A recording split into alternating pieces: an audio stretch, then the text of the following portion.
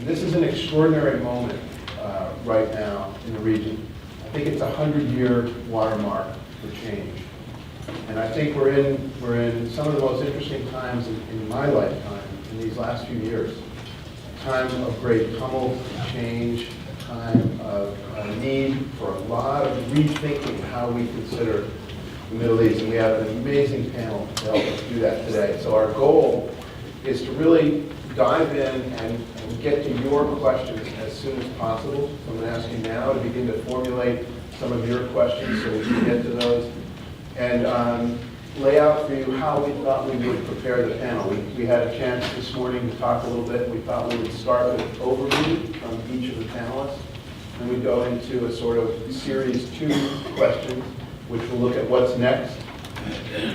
And as our third set of questions to the panelists before we go to your questions, we want to really look at U.S. foreign policy. And we want to look at how this administration is doing in this very fateful moment. Seems to be a fair degree of uncertainty, maybe cautiousness on the part of this administration. Maybe that's because it is such a time of dramatic change, but we want to really drill down on that. So what I'd like to do is start off by having the panelists who've already been introduced, so I don't need to do that, but to really rely on them to give us an overview, a snapshot of their expertise, and how they see the region right now. We're going to start with Robin Wright, who is absolutely, in my 25 years, this is the hardest working woman in show business.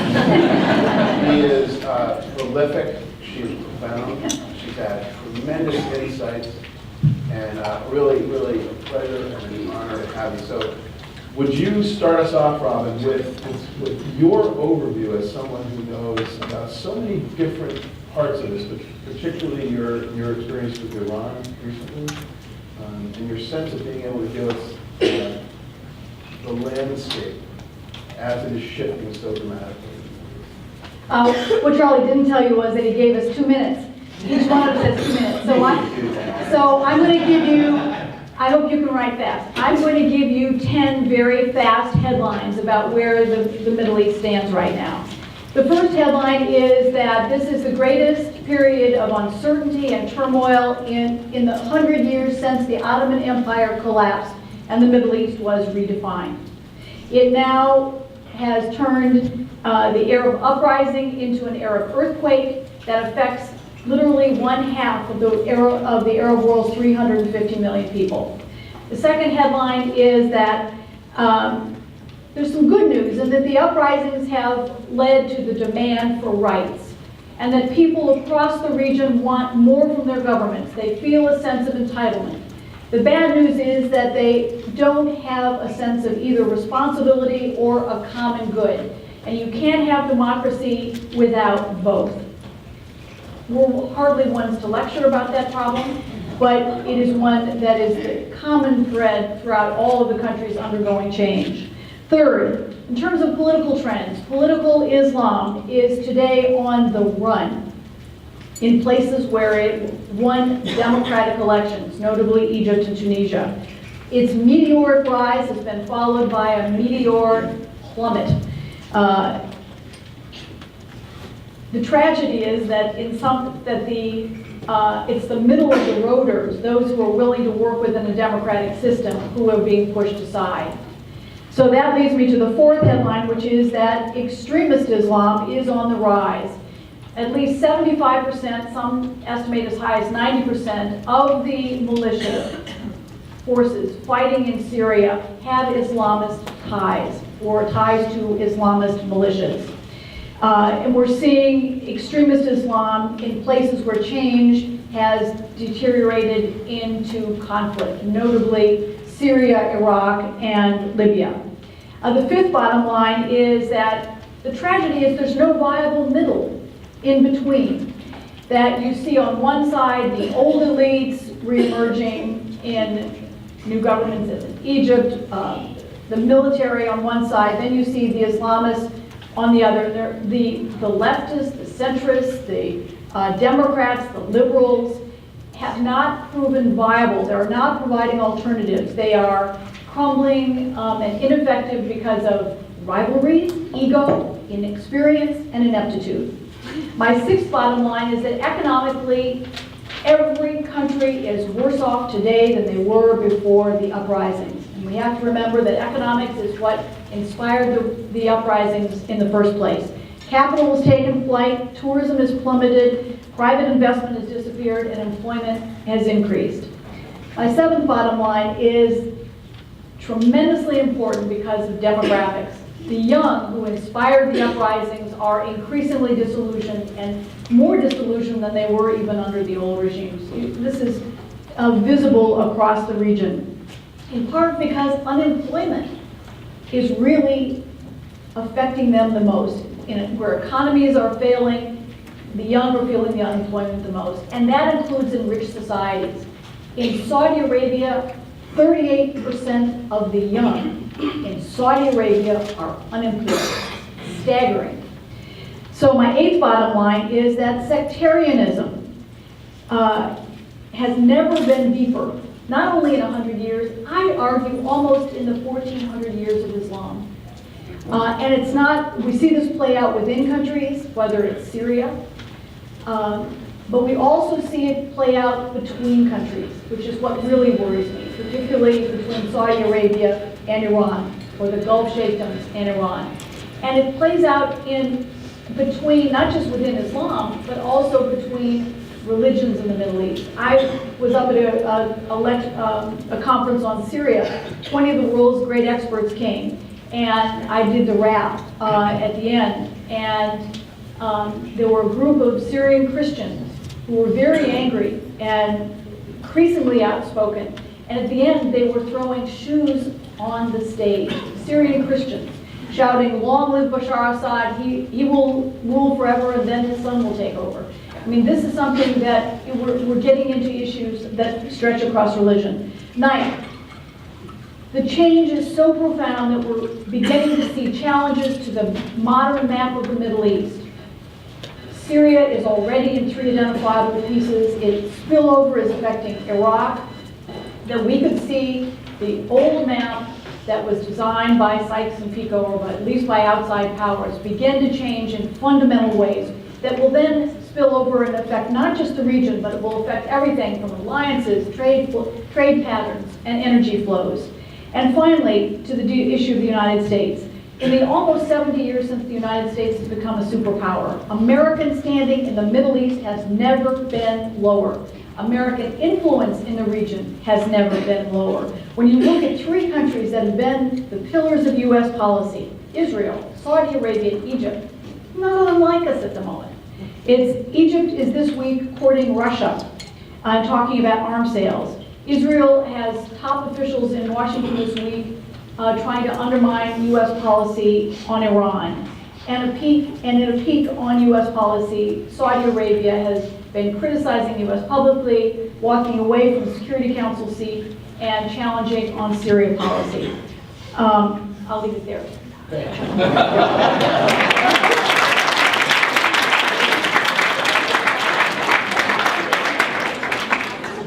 100 years, 10 important themes, 4 minutes. Thank you. That is really sort of the perfect way for us to set the table for this conversation. And so many important themes in there. I think the one at the end where you talked about the U.S. and how it really is in this incredible moment of being unpopular. If you go back to the June 2009 speech by President Obama in Cairo, where he talked about how the United States in the post-Bush era was going to reach out to the world with open hands. Very important speech, very well received on the streets of Egypt. Some might argue whether that actually loosened things up in a way politically that might have led to some of the energy that went into creating the Arab Spring. I don't know if that's something that Tarek, Masoud will think. But I certainly think the question is there on the table, which is, how is it possible that Al-Qaeda, who for years has said the biggest thing that is the biggest lie of the West is that they actually believe in democracy. This is Al-Qaeda's point of view since its inception. that democracy is a ploy of the West. And here was the Arab Spring, a moment where Al-Qaeda could have been on the ropes, where the democratic yearnings expressed by so many on the streets of so many capitals throughout the Arab world. And then suddenly this summer, the events in Egypt in which the elected president, Mohamed Morsi, is overthrown in a coup. I think we can call it that, dictionary definition. And what does Al-Qaeda say, other than to roll its eyes and say, we told you so, those Islamists like the Muslim Brotherhood who had fought for so many decades for democracy. So that's the pivot point to Tarek Masoud, who is just full of keen insights about his native Egypt and about Egyptian society and politics, and particularly the influence of the Islamic religious parties in the politics of the Arab world, particularly in Egypt. So, Tarek, you have your 2 minutes, and since I just took 2, you get 3. No. So, I think I would probably disagree with Robin's contention that what we're seeing is dramatic change in the Middle East. I look at the Middle East, I see a lot of constancy. So 22 countries in the Arab League, how many of them have protests that we would actually consider regime threatening? Only 6. Of those 6, which ones actually had regime change, defined not as moving towards democracy, but much more modestly as merely overthrowing the dictator?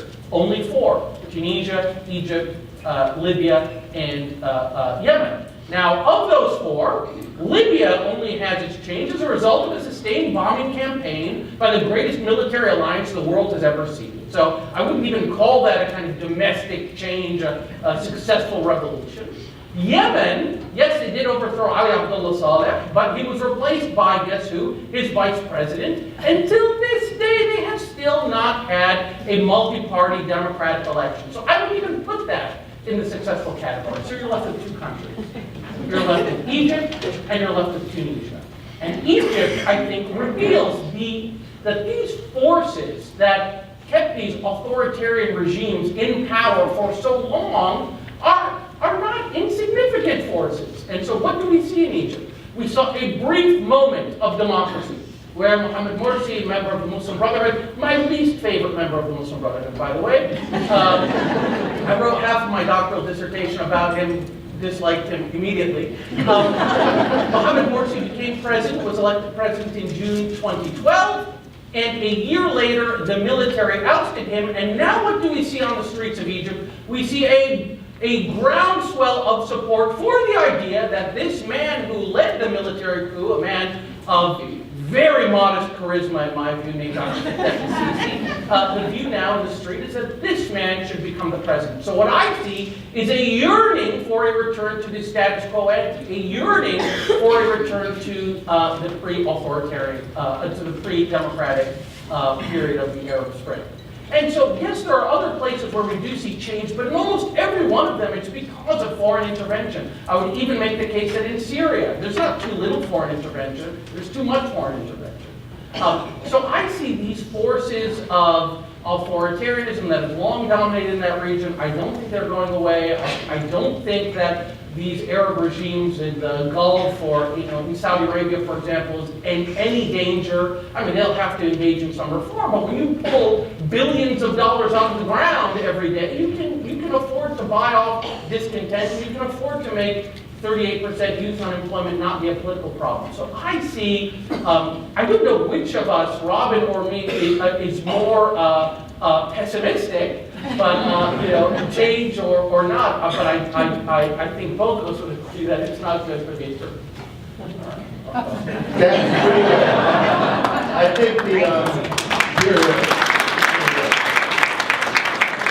one thing we will always be able to count on before Tarek is energy and the certainty of the research. And I think I couldn't agree with you more about Mohamed Morsi as terribly uninspiring. And truly, I think, collectively, great feeling on the streets of Cairo. He was a failure, even among many of the Muslim Brotherhood members who I was with in in Egypt this summer. So shifting to you, Barbara, and talk, if you could, Barbara's knowledge of Iran, her time there on the ground, really informs her perspective on where Iran is right now and how it fits in with the wider landscape of the Middle East. You have this Arab Spring exploding through the Arab world, and then you had Iran sort of sitting there and watching this. And now, of course, the pivotal talks with Iran and the U.S. on the nuclear program. Iran is, as always, at the center of this. So, Barbara. Thank you very much. First, let me say thank you to the World Affairs Councils and hello to all my good friends out there, many of whom I have seen when I was traipsing around flagging my book and on more recent visits. So it's a pleasure to see you all.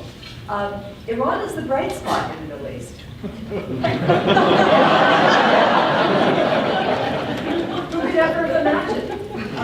But when you look at Syria coming apart at the seams, the terrible bloodshed there, the disappointment of Egypt, where people are rushing to re-embrace a new pharaoh after they've just gotten rid of the old one, the disappointments in Tunisia, the chaos in Libya, the disappointments in Yemen, the how should we call it, paralysis in the Gulf states.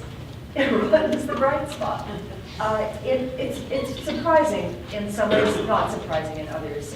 As Robin well knows, Iran had the first constitutional revolution in the region back in 1905, 1906. They had the first elected parliament in the region, and the Iranians have been struggling to have more representative government ever since. They've been thwarted by one factor or another, sometimes foreign intervention, sometimes by their own ineptness.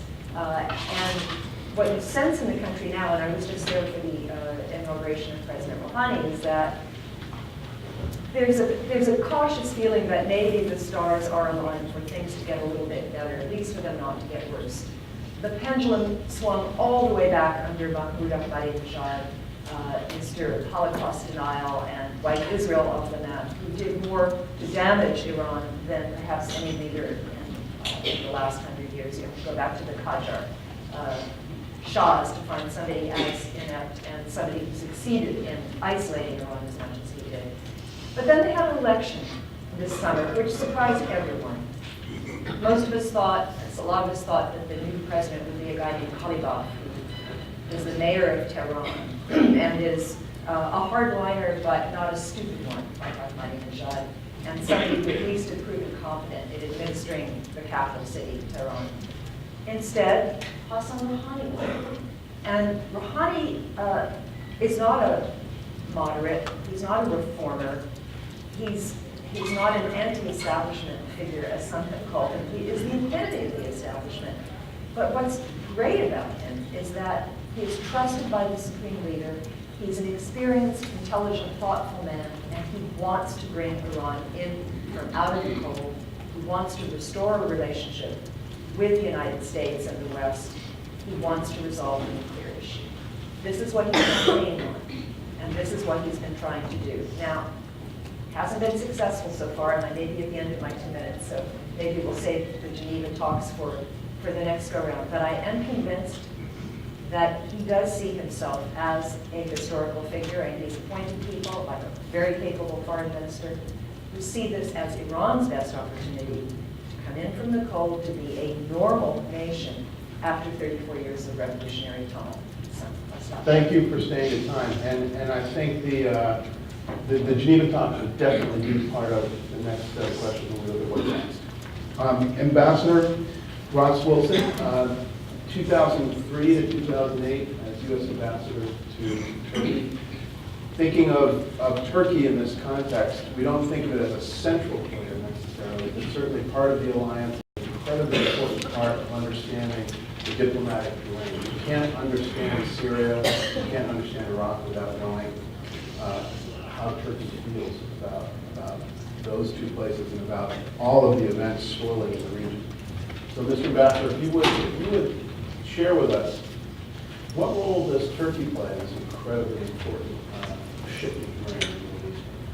Sure. Thank you very much, and thanks to the World Affairs Council for inviting me here.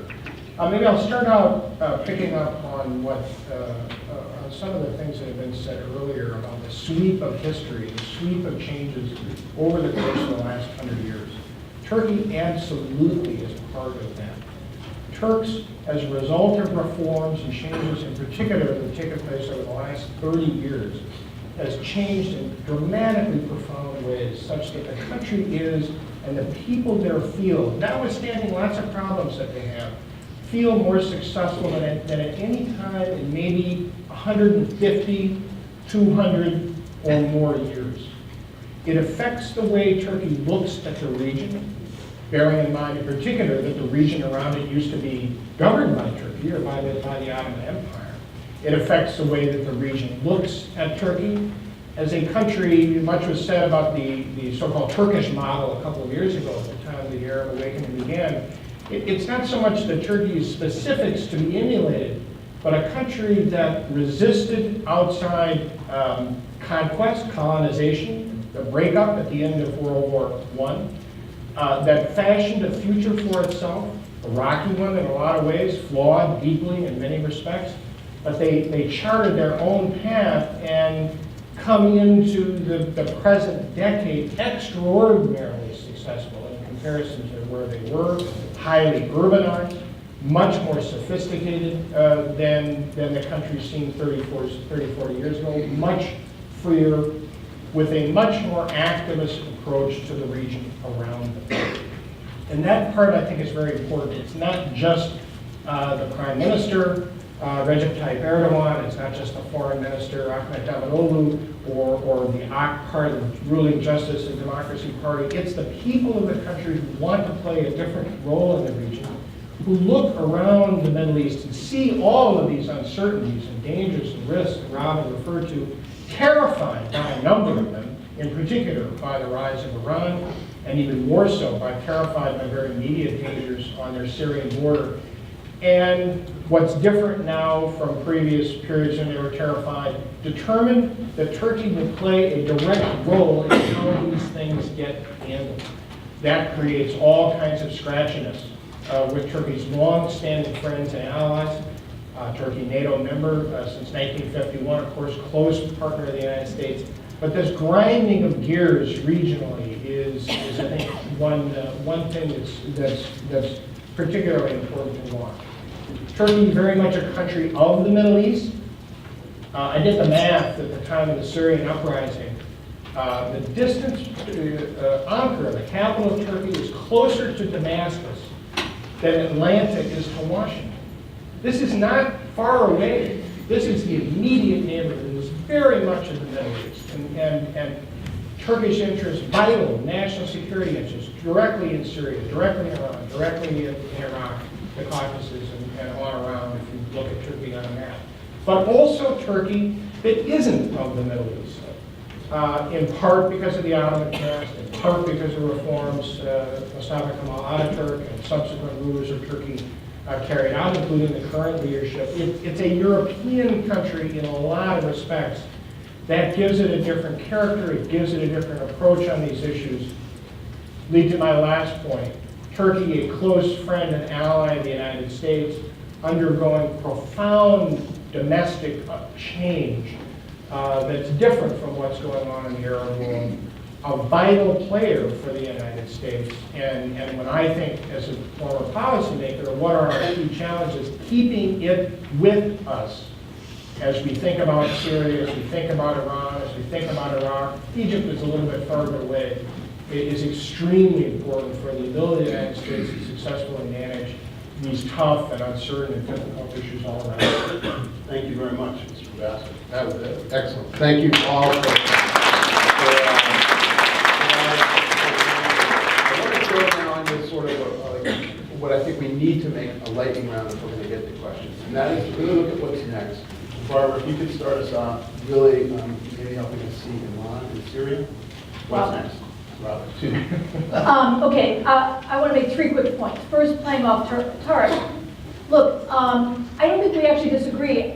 I think that I'm an historian by training, and when you look at what's happening in the region, it's not different than what has happened elsewhere in the world when it comes to transitions. You don't create democracies overnight, and that, whether it's Sam Huntington or Alvin Toffler, the 3 waves of democracy, that you have this initial push, and then everybody understands that uncertainty and stability, and they kind of rein back in. Making this democratic transition is tough. And we may be in the first wave, or in Egypt's case, that pulling back, and it's going to take a couple more rounds. And this is going to play out over time when we talk about generational change. This is this is a long time effort. And because the Arab world, the Islamic bloc, is the last bloc of countries to hold out against the democratic tide, facilitated in part because the U.S. supported many of the dictators, it may take longer, it may be more turbulent than elsewhere. So I think at the end of the day, we don't disagree. The big pull is, do people in the region want stability or democracy? And democracy is hellishly uncertain, as we all know in this country, 270 years later. And so it's going to be a tug of war for a while. Secondly, on Syria, look, there's a great push now to try to get the regime and the opposition together. And the tragic reality is that the opposition is deeply divided.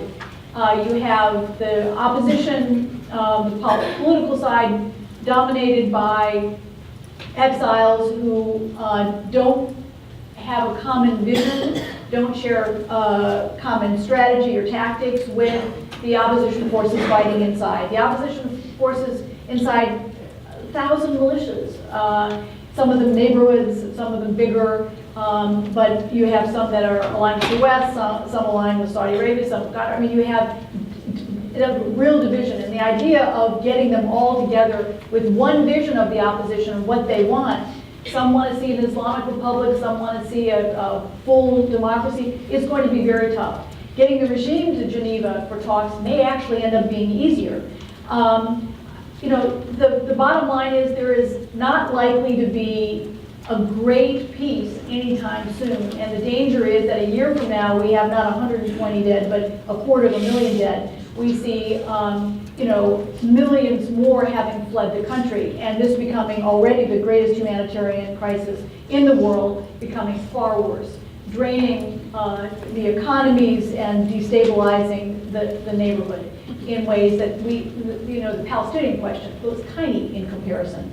I don't think we understand just how important Syria, the strategic center of the Middle East, is in terms of its spillover effect in changing the whole region. And finally on Iran, I will leave the Geneva talks to Barbara, but I think when we look at this question of Iran and taking the nuclear talks, we have to understand the bigger stakes and why it is so contentious in the region.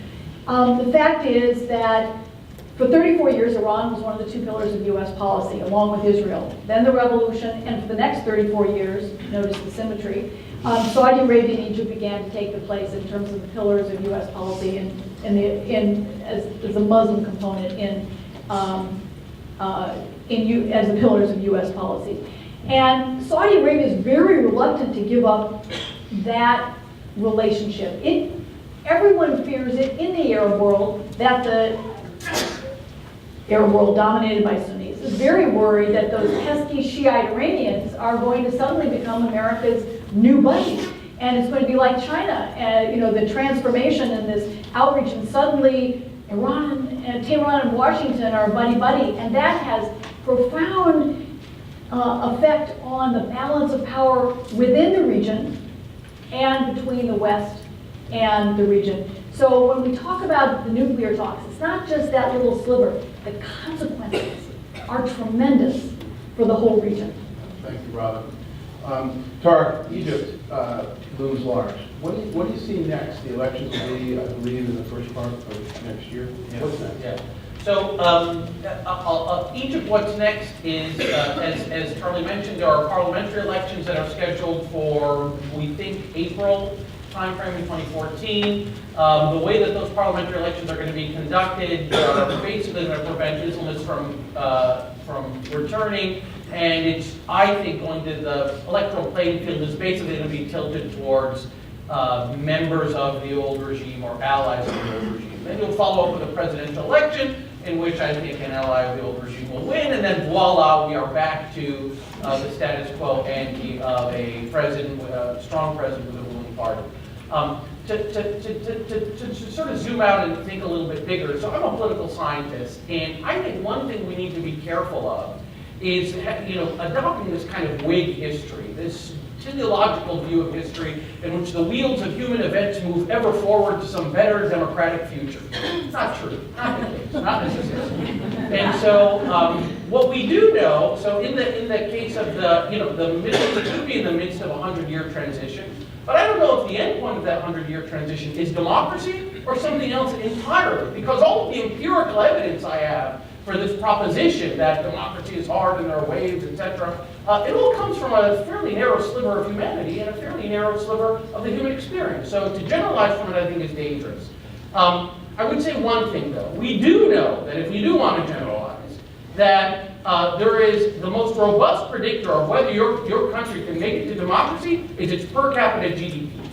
Countries become democracies all the time, and they fail all the time. But scholars have identified a certain threshold of wealth, right? If you can manage to be richer than this and get democracy, you'll keep your democracy. What is that threshold of wealth? That threshold of wealth is the per capita GDP of Argentina in 1976, right on the eve of the coup that unseated Isabel Perón, who had been democratically elected. So Argentina, 76, that's the richest democracy ever to have failed. Egypt's per capita GDP today is less than half, or about half, of what Argentina's was in 1976. So even if we were to adopt this kind of Whig view of history and think of democracy as this endpoint that all nations are inexorably, inevitably bound to reach, there's a long way ahead of these countries.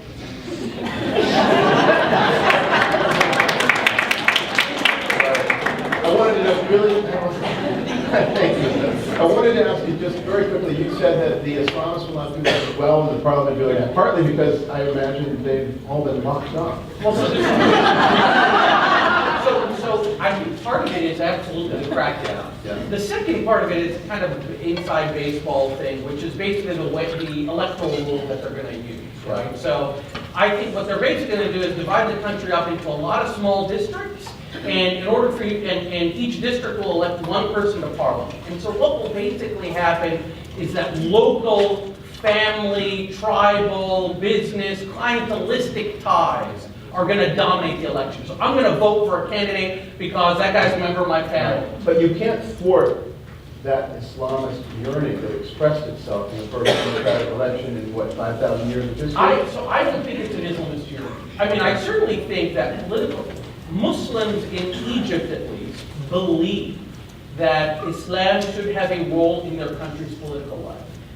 Those Muslims who believe that include Abdel Fattah al-Sisi, they include Hamdin Sabahi, everybody in Egypt. It's Islam, not Islam. Right. So the question is, what about groups like the Muslim Brotherhood, groups like the Salafists? Have they lost popularity, even aside from having been locked up? And I think it's incontrovertible to say, yes, they have. And the reason they've lost popularity is I've done some research on this. I have a paper on this, actually, where I look at voting patterns for the Muslim Brotherhood. We do all these surveys, and I find that people voted for the Muslim Brotherhood in the November 2011 to January 2012 parliamentary elections, mainly for economic reasons. I think I can actually prove that as opposed to just hand-waving about it.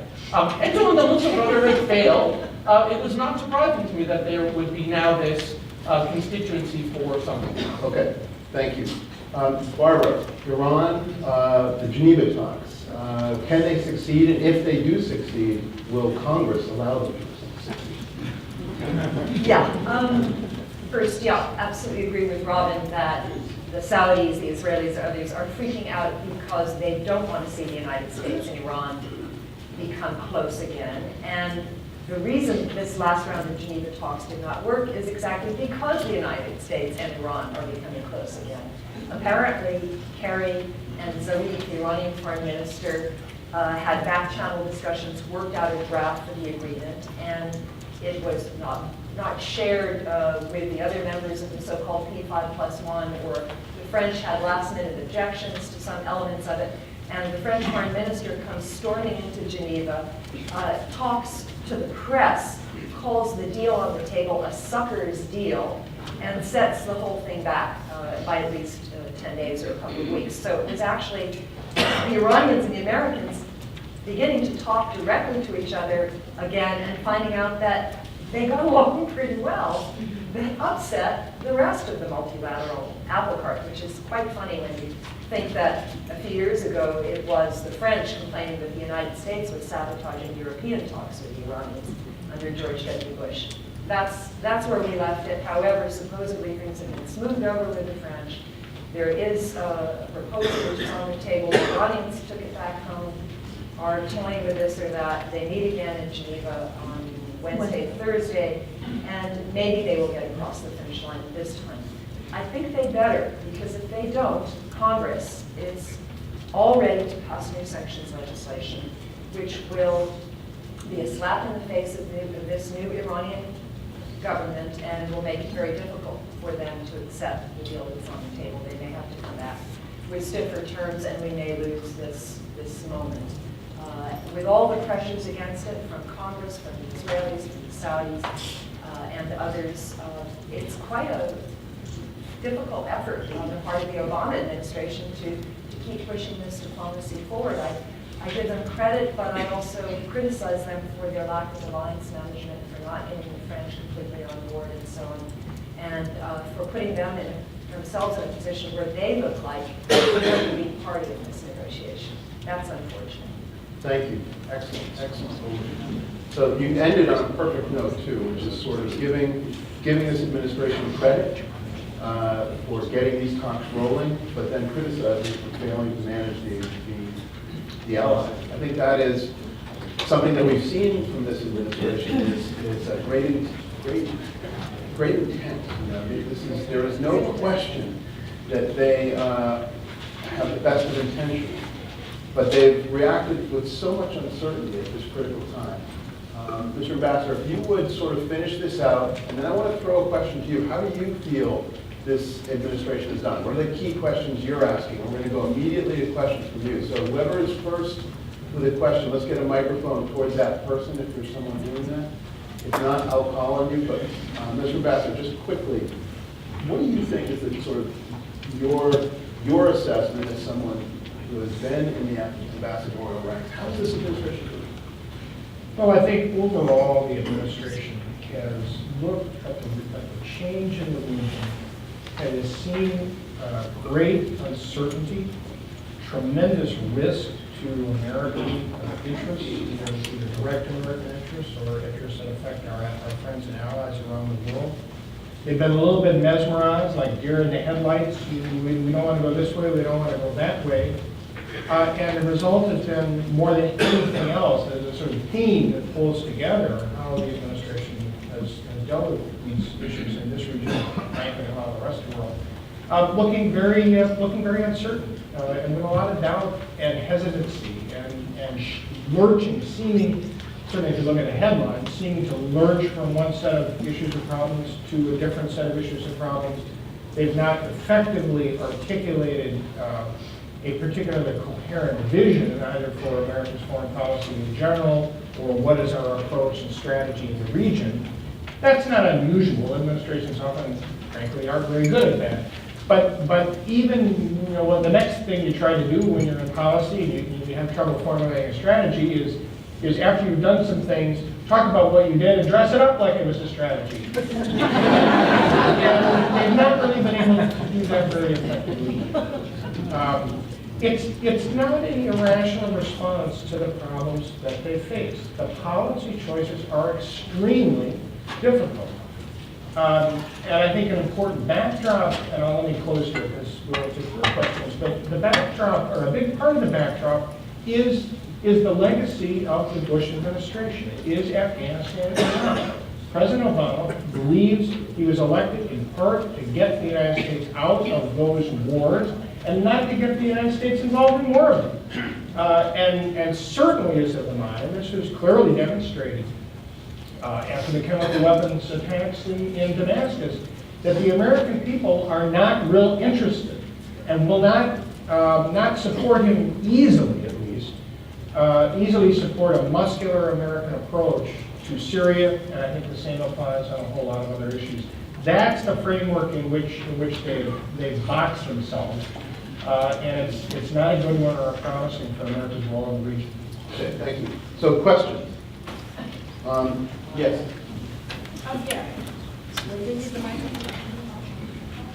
I'm sorry, we had, all right, then we'll come right back to whoever has the microphone. Sorry, it'll be very quick. We do a lot of discussion about Islam and about Islamism, but I would really like to talk about Christians. I was disappointed at how the Christians behaved basically during the Egyptian coup and their support for it. And I'm just wondering, are there divisions within Christian societies? What role are they going to play in Egypt, in Syria and elsewhere? I mean, what role and are they basically serving as an extremist group now in the Middle East, thwarting democracy? That's an interesting question. I want to say I've written a book on Christians of the Middle East. I would say this is maybe the only question I feel that I could actually help a little bit, and then I'll throw here.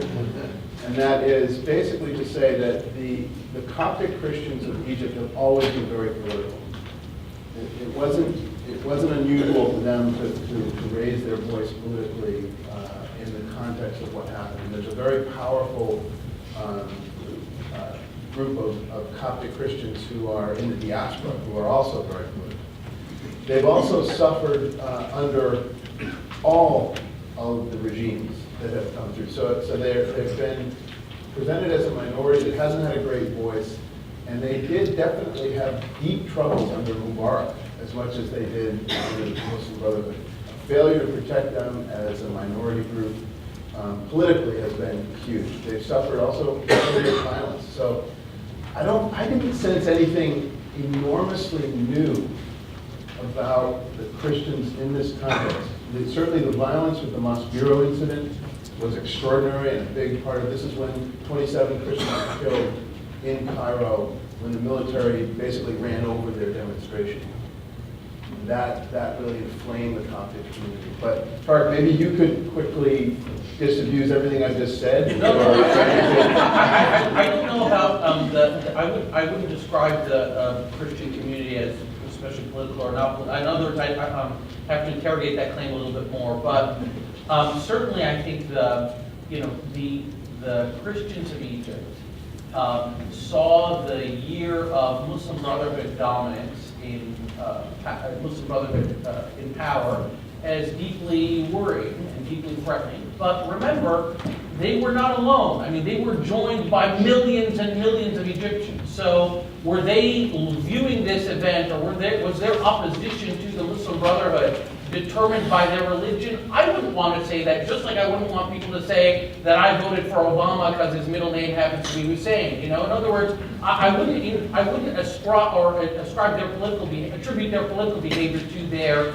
religion. But I would note the broad sort of experience of repression that Christians have experienced.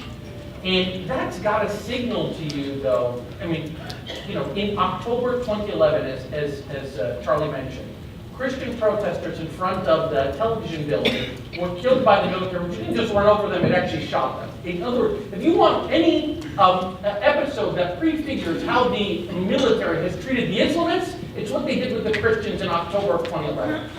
And yet, despite that, so the Christians have more reason, the Christians of Egypt have more reason than any community to be deeply skeptical of this military and deeply hostile. But the Muslim Brotherhood had done such a bad job, and had been so threatening, and had participated in such sectarian discourse, particularly when it was on the roads, that Christians actually viewed this military, which had already committed some great crimes against them, as a savior. That to me signals how bad the Muslim Brotherhood was.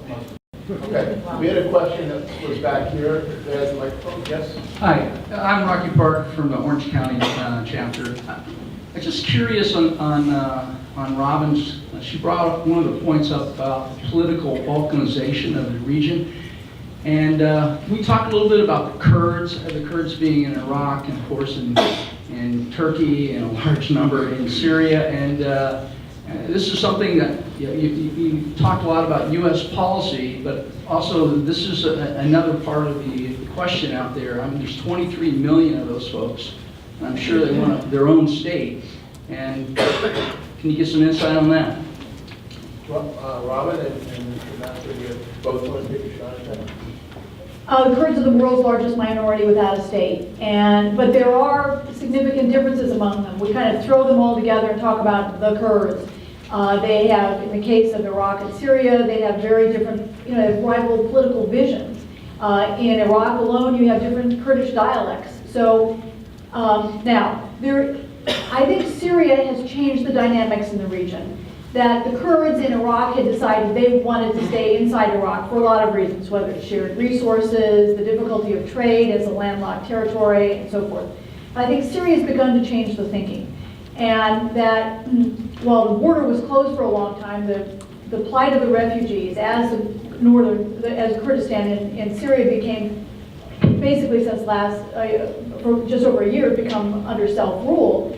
But they had real refugee problems, and that border was opened, and in 3 weeks you had 50,000 people stream across. And that kind of creates a fait accompli. I mean, it creates a dynamic that wasn't there before, a shared purpose, a commonality. Now, the reason I did a piece in the New York Times about 6 weeks ago on the new map of the Middle East. And it was a result of a year spent talking to literally hundreds and hundreds and hundreds of people across the region. Members of the royal family, people on the streets, members of cabinets from various countries, including a Kurdish member of a cabinet in Iraq, about what they saw happening in the region. They were the ones who talked to me. This was not my map. It was literally taking a map and saying, what is this region going to look like in 10, 20 years? And they would draw variations.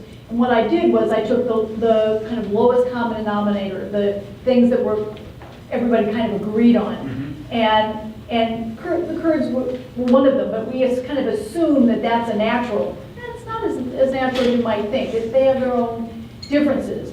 But it also, when it comes to the issue of balkanization, affects countries like Saudi Arabia, Libya, where you have such a weak state and such strong tribal rivalries.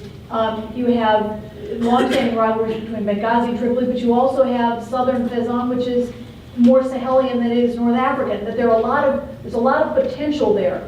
And I'm not saying this is going to happen. These are the things that people in the region were telling me. And so I decided it was time to kind of put a map out there and make people think about, is this a good thing, a bad thing? I don't pass judgment on it, but it's something we have to be aware of. Okay, thank you. Kurds and Kurdish issues, obviously one of the demons that Turkey has struggled with over the course of the period since its founding in the 1920s. An interesting, fascinating shift that's taken place since 2008 in the way that the government and to some extent the people of Turkey look at the Kurdish problem, the Kurdish issue, both internally and in the region. Data point for you, tomorrow in the southeastern city of Diyarbakir, which is a major Kurdish stronghold in southeastern Turkey, the Turkish Prime Minister and the President of Iraqi Kurdistan, Masoud Barzani, will get together, and they're going to be, effectively speaking, talking about a vision of the region that includes Kurds in a way that didn't so much include Kurds in the past, not obviously one that involves changing borders. That makes people very nervous. It makes Turks nervous. I think it makes lots of other people nervous. It's not that it might not happen, but it makes people extremely nervous.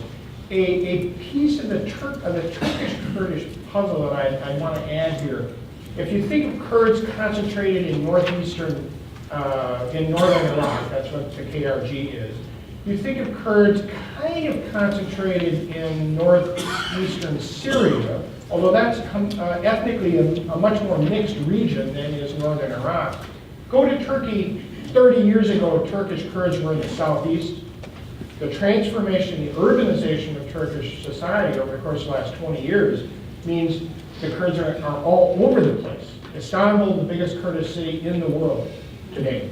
It's also the biggest in a lot of other ethnicities. But so how this will play out, it isn't obvious to me that it involves redrawing maps, but the Kurds are going to end up, I think, with a different sort of deal in the region than they have. We only have a few minutes remaining, so maybe we could take 2 questions and then bundle them, and then try to get to panel to see if, just in case there's some themes. Maybe we'll do these 3 questions right here. We You have start? some, we have one there. Okay, some over here too. Okay, so why don't you start? Well, let me ask you, it's time. How close do we have to stay? 5 minutes. We have 5 minutes, okay, great. I'll be quick. Hi, my name is Lisa. I'm with the Alaska World Affairs Council.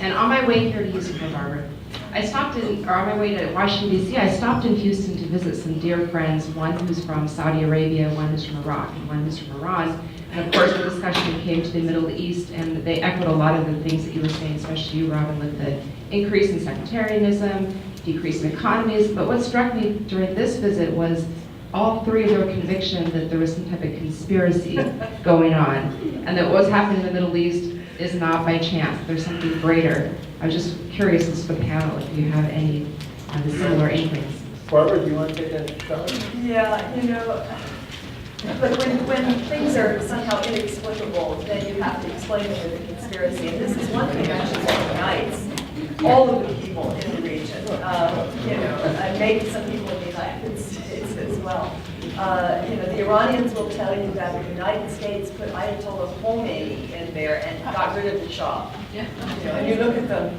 and say, of course not. No, of course you did. Of course you did. You were angry at the Shah and so you got rid of him and you gave us Khomeini. You know, the Egyptians will tell you that it's our fault that Morsi was elected and it's our fault that Morsi was removed. I don't know what you can say. These are people who have to take responsibility for their own fate and not continually blame everybody else. And if you look at what the Obama administration has been doing over the last few years, it's certainly been more reactive than the other way around. So I don't believe in conspiracy theories, but they do. Can I just submit that these are people who have seen the United States act quite muscularly in order to reconfigure some of their polities, and most recently, as we saw in the case of Iraq. So I don't think it's, you know, all those ridiculous Arabs with their conspiracy theories. I mean, the United States has, you know, tried to reconfigure things. Now, some conspiracy theories are more ridiculous than others, but if you have an American ambassador, for example, in Egypt, who makes it her job to go around lecturing the opposition on how they just need to, you know, be as good as the Muslim Brotherhood elections. You know, the Muslim Brotherhood won. They won fair, you know, intervening in the local domestic political dialogue in a way that I find entirely unseemly, then it's not surprising to me that people would think that this American administration has a dog in this fight and is supportive of the Muslim Brotherhood in some way. So if you look at the legacy of American intervention in the region, and you look at the way American diplomats sometimes talk in the region as it's going through these changes, you can forgive some of these conspiracies. And then in the Muslim Brotherhood camp, you also saw them saying that, you know, that they sponsored the coup. They helped with the Right, coup. and if you're a member of the Muslim Brotherhood and you observe the United States violating its own foreign appropriations law in order to continue supplying aid to Egypt, you might conclude that that's something that was weird here. We had a question over here. Hello, I'm Robert Leendorfer from the World Affairs Council of Dallas-Fort Worth. Do you believe that Turkey might be a viable avenue for the warming of relations between the West and Iran? After all, Turkey has a growing economic relationship with Iran. And Ambassador, as you said, we've had a historical partnership with Turkey. And I just wanted to know your thoughts as to that. I think Turkey as an avenue for warming with Iran is fraught with a lot of problems. Turkey and Iran are rivals in the region, both in religious sense, Shia and Sunni, but more importantly, they're big players. There's only so much room on the block for big enchiladas, and so it's a zero-sum game in a certain sense. There is an economic relationship. Iran supplies around 13-15% of the gas that Turkey has. The rest of the trade relationship is actually quite limited. Politically, the relationship is correct. And the last time that Turkey tried to get involved between the West, so to speak, and Iran was in 2010 with the so-called uranium swap deal that Turkey and Brazil negotiated with the authorities in Tehran, and it blew up in everybody's face like the proverbial cigar. They don't want to go there, and they will be careful about that. And I just add one last point, fascinating thing.